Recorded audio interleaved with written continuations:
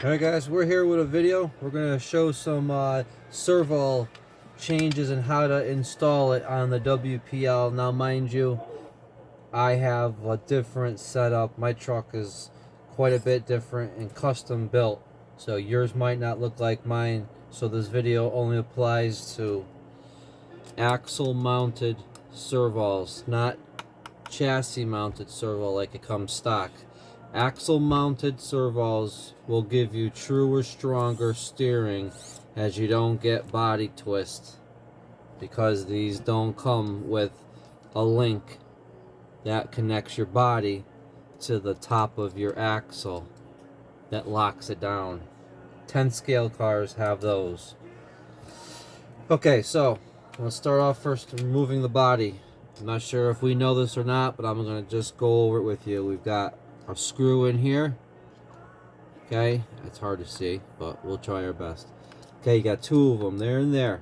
Then you got two Phillips screws that hold the body down on that side and on that side.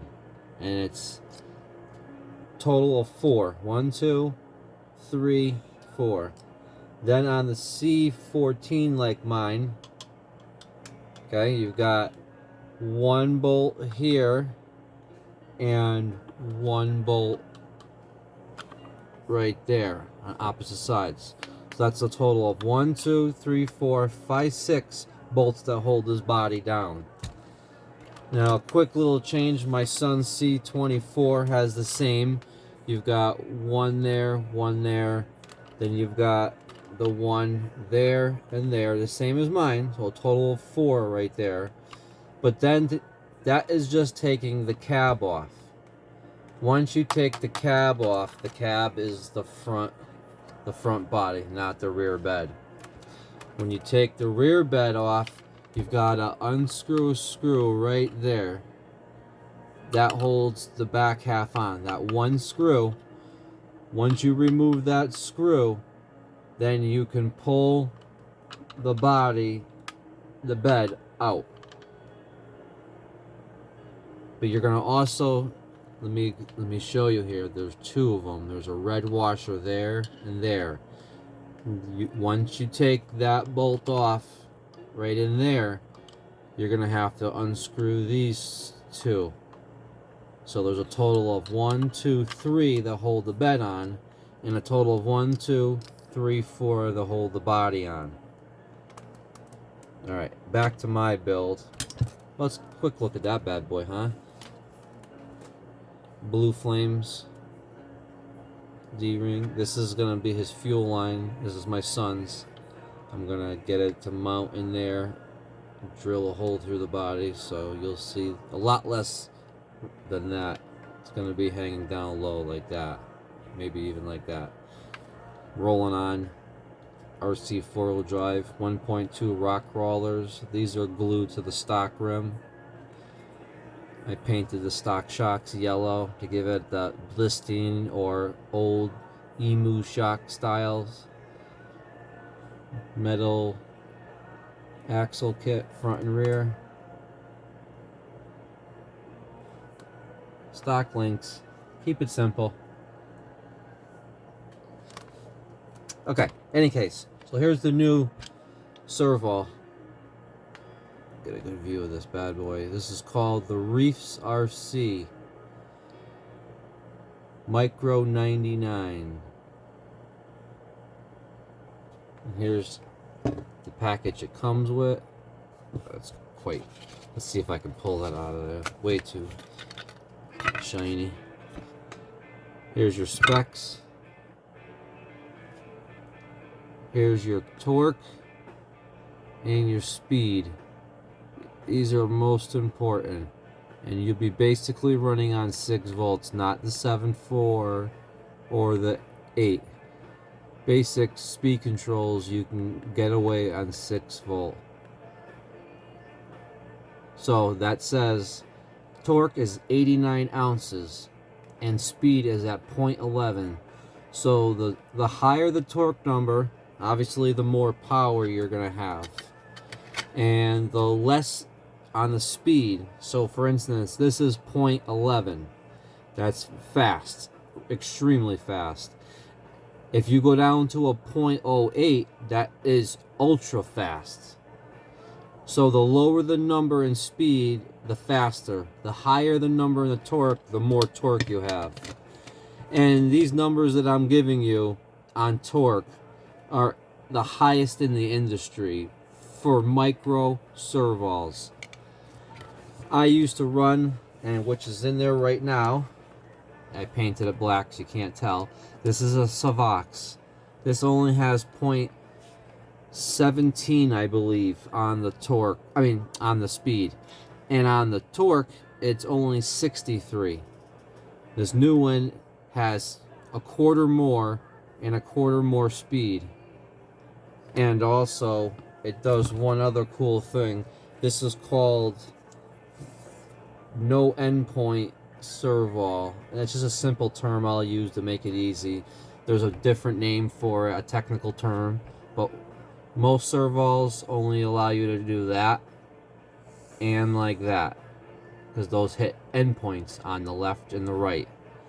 Now check this out. This is a full rotation servo. See that?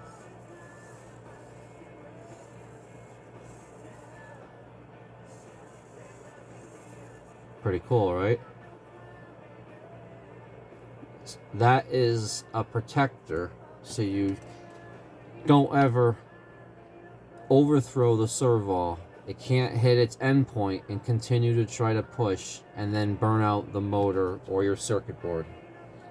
Cool little option. This is completely waterproof as well. It's the same exact size as my Savox.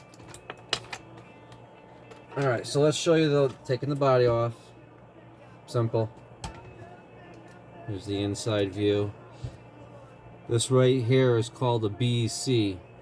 It regulates the power that my speed control puts out, and it allows for when the Savox servo demands for 6 volts. This allows it to put out bare minimal of 6 volts, but normally you set it to 6.2. So in case it asks for a tad bit more than 6 volts, you won't get a power surge or a drop in power. Brownout is a term. In the end, you don't want that. That makes for bad days. Okay, but my receiver for my controller is in here. I got everything packed in there nicely. You can see it's a nice low profile. It's no taller than the actual. So everything fits in the nice placement. Okay, got my fan on my ESC to keep it cool because I run 3S. Here's my 3S. This is an 850 MAH 75C 3S. I have 2S's that are the same as this. I prefer the 3S power. Alright guys, so let's get to this. Removing the servo. It's a little bit of a task, but not too much. Very simple, basic stuff. You got 2 screws right in front. 1, 2.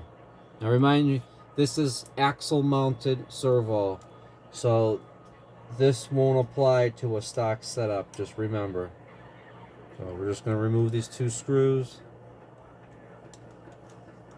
Pop this bad boy out.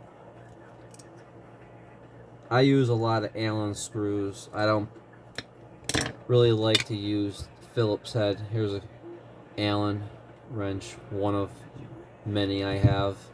You can see over here. There's my tools. These are my race tool setups. So I use all Allen heads, and these are all good, solid tips. And also replaceable. You can see right there, that's a set screw. Remove that rod and replace it. This kit was about $45, and it came with 4 or 5 different Allens. Alright, back to task. I got 2 screws here. I might not even have to pull those off. Just make sure they're tight while you got the body off. We're good. We remove these two. Now I need to remove the Allen bolt that I have holding on the horn to the servo. Gotta be careful. You don't want to strip the bolt out or anything weird. The servo that's coming out was broken, so I can care less that anything there goes wrong. This thing is going in the garbage. Get the horn off the Allen screw. Now you just pull off the horn. There we go. I have to trace the wire down just so I know which wire it is that I need to be removing. And this will be this guy right here. Alright, here's a little shot of all the servos, and I'll explain to you each one. These ones right here, 1, 2, 3, these are all Savox. You'll see it says Savox, and these are the same exact number models. I ripped off the logo so you won't be able to see what they say as far as logos, but these are the 0256, 63.63 torque, and I think it's like 17.17 for speed. This one right here came out of my SCX 24, which is my 24th scale crawler. I had that for a year and a half in there, and it was fine up until the other night it decided to break. This one originally came out of here, and this one broke 3 weeks ago. This one here is my brand new one that I got 2 weeks ago and only ran twice, and the gear stripped out. So all three of these are busted up. I've had enough with the Savox servos, micro ones. This one here is the stock junk servo that comes with the 2-speed WPL kit. Not exactly from WPL. I'm just saying it's the kit for the WPL 2-speed kit. It'll come with the 2-speed. And it comes with this that you mount there. Anyway, this is slightly smaller, as you could see. A little different size. Overall width is going to be the same, so it's going to mount up the same. But this is definitely no good for trying to put it as your steering. This is strictly for 2-speed only. This guy. Very, very weak and completely cheap. These have metal gears inside them for the most part. There's some plastic gears to keep the price down. This is 100% plastic gear. This one here, as you can see, is a WPL. This is going to be for your steering if you have it in the stock location up on the chassis. And now look. Big difference in servo sizes. So you're not going to be able to use this Savox or this little guy on the chassis, on the stock setup. It's just not going to work. You can jimmy rig things up, but that's not really the way to go. Alright, now here's my new servo. Let's look at size dimension goes from what I have in here, so I know it'll fit on my axle mounted mount.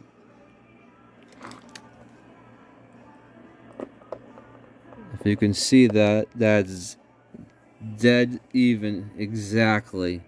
Even the head of the servo, which is the gear head, that is the same height, same bolt pattern width, same there. Everything is the same. So it's a perfect matchup. But this bad boy is $58. These are 25 to 30 bucks depending on where you get them. This thing can't be any more worth more than $7, and this thing is probably worth about $10. So these two are 100% junk. I won't lie on that one bit. They will work. I can't guarantee they last a month or a day. These three are Savox servos. They're really good. I have a lot of weight in my truck. My truck weighs an extreme amount. This is a stock setup, except for metal axles. I have 3 times the weight in this truck. So these servos can't handle that much weight that I have on this truck. This Reefs RC is going to handle anything I put at it. Plus, they're widely known for their servos in 10 scale.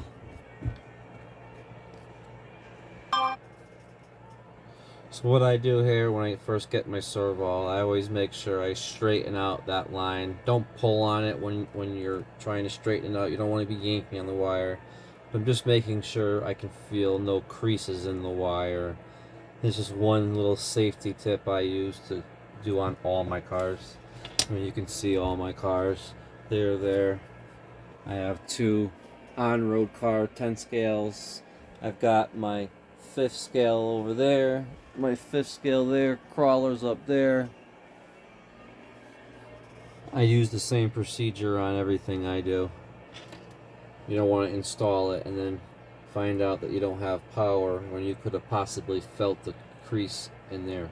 Any case, let's get this bad boy in here. First thing you gotta do is I'm gonna wire it through, get the wire to come up where I want it. It'd be easier to get the wire to come through now before you install the servo. Things get a little tight in these little guys, and you want to keep your wiring as super clean as possible. You don't want a big mess of wire twisted up, and things like that's no good for trying to figure out future issues, or maybe a wire comes loose and you're just not a good plan to follow, should we say. And always when you're plugging in your receiver, you can see the prongs right there. All your connectors have to be facing the right way. Either they all go prong facing as you can read the receiver. Mine's a Fataba. So for instance, here's a Fataba receiver. When you're looking at it, you can read Fataba. You want the prongs all to be facing in this direction, up. If the prongs are facing down, the wires are all plugged in backwards. And that goes the same for all receivers, any brand, Spectrum, yada yada yada. So let's plug this bad boy in here. Make sure you get it plugged in nice and tight and you don't force it in. You don't want to be bending prongs. Everything should be done in a precise manner. Treat this like $1 million car and it will last you a long time. If you treat it with just respect, then it's going to break a lot because the care is not there. Just like a real car. Alright, now I'm going to pull the wire up so the servo here, and make sure you got it in the right direction as well. Get that bad boy right into place.